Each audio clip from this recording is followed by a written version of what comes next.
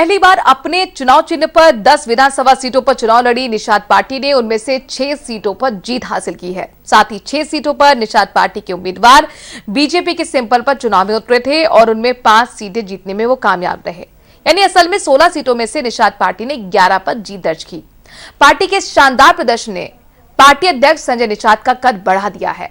अगर संजय निषाद की इस जीत की अहमियत का पता लगाना हो तो एक नजर देश की सबसे पुरानी पार्टी कांग्रेस और यूपी में 2007 में और 6 सीटों पर जीतकर मुख्यमंत्री बनने वाली मायावती की पार्टी बीएसपी की सीटों पर डालें। कांग्रेस मात्र 2 और बीएसपी 1 सीट पर ही जीत सकी है। निषाद पार्टी ने 2017 में हुए यूपी विधानसभा चुनाव में पीस पार्टी और अपना दल और जन अधिकार पार्टी के साथ गठबंधन किया था। 100 सीटों पर प्रत्याशी उतारे थे, लेकिन तब उसे महज भदोही जिले की ज्ञानपुर सीट पर जीत हासिल हुई थी। लेकिन 2018 में सब कुछ बदला। 2018 में गोरखपुर शहर के लोकसभा उपचुनाव में निषाद पार्टी ने समाजवादी पार्टी के साथ गठबंधन किया था और यूपी के राजनीतिक क्षेत्र में अपना लोहा मनवाने वाली बीजेपी को धूल चटाई। विजयी उम्मीदवार थे प्रवीण कुमार निषाद, जो संजय निषाद के बड़े बेटे हैं। हालांकि 1 साल बाद ही समाजवादी पार्टी से गठबंधन टूटा और 2019 के लोकसभा चुनाव में संजय निषाद ने बीजेपी के साथ हाथ मिला लिया। इस बार उनके बेटे प्रवीण कुमार निषाद बीजेपी की सीट पर संत कबीर नगर संसदीय क्षेत्र से मैदान में उतरे और जीत हासिल की। 2022 उत्तर प्रदेश विधानसभा चुनाव में निषाद पार्टी बीजेपी के लिए खास बन गई। उसने 11 सीटों पर जीत हासिल की है। उत्तर प्रदेश विधानसभा चुनाव में बीजेपी की सहयोगियों में निषाद पार्टी भी शामिल है। उसने 6 सीटों पर जीत दर्ज की। निषाद पार्टी के अध्यक्ष डॉक्टर संजय निषाद ने शनिवार को लखनऊ से पत्रकारों से बातचीत में कहा कि जनता ने जनादेश दिया है। जनता ने योगी आदित्यनाथ के नेतृत्व में बीजेपी और इसके सहयोगी दलों को प्रचंड बहुमत दिया है। उन्होंने इस जीत का श्रेय कार्यकर्ताओं और बीजेपी नेतृत्व को दिया। हालांकि डिप्टी सीएम अपनी दावेदारी पर संजय निषाद कुछ नहीं बोले। संजय निषाद ने पीएम सीएम योगी, केंद्रीय गृह मंत्री अमित शाह सहित बीजेपी के सभी स्टार प्रचारकों का धन्यवाद देते हुए कहा कि उन्होंने हमारे उम्मीदवारों का प्रचार किया और हम जीत कर आए। निषाद पार्टी के अध्यक्ष ने कहा कि उनका उद्देश्य राम राज्य लाना है। उन्होंने कहा कि जिस तरह से राम जी ने निषाद को गले लगाया है, उसी तरह योगी, मोदी, बीजेपी ने हमको गले लगाया।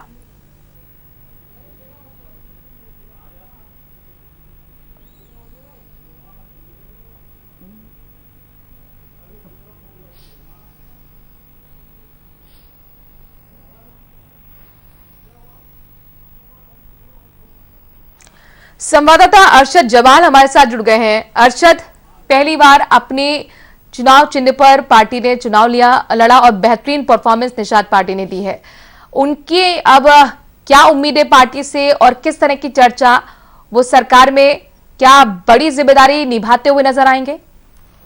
बिल्कुल जाहिर सी बात है। देखिए, संजय निषाद जिस तरह से देखा जाए कि बीजेपी पार्टी से जिस तरह से दामन थामा और उसका कहीं न कहीं नतीजा नहीं निकला कि खास करके उनके बेटे विजय हुए और खुद जिस तरह से देखा जाए संजय निषाद का मामला देखा जाए कहीं न कहीं पार्टी में आने वाले वक्त में कैबिनेट हो सकता है जन्म मिल जाए। ऐसे में खास करके देवरिया की बात की जाए, देवरिया की सोनामणि की पार्टी भी ब्राह्मण चेहरा और ऊपर चेहरा है।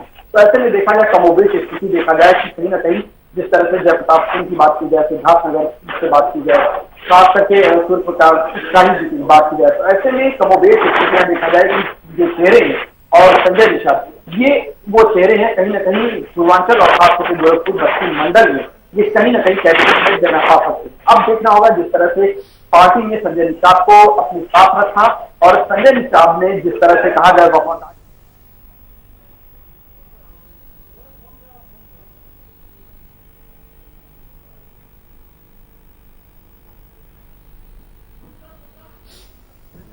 जी अरशद, अपनी बात पूरी करें।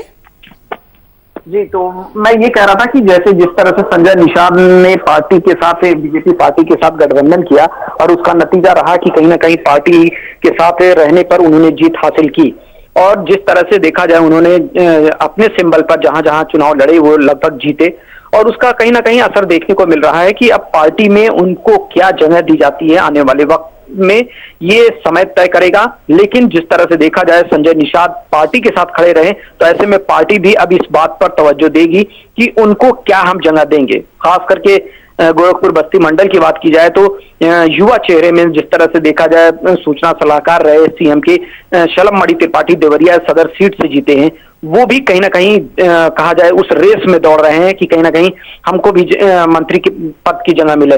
और सिद्धार्थनगर से जयप्रताप सिंह चेहरा है, सूर्य प्रकाश शाही देवरिया से हैं।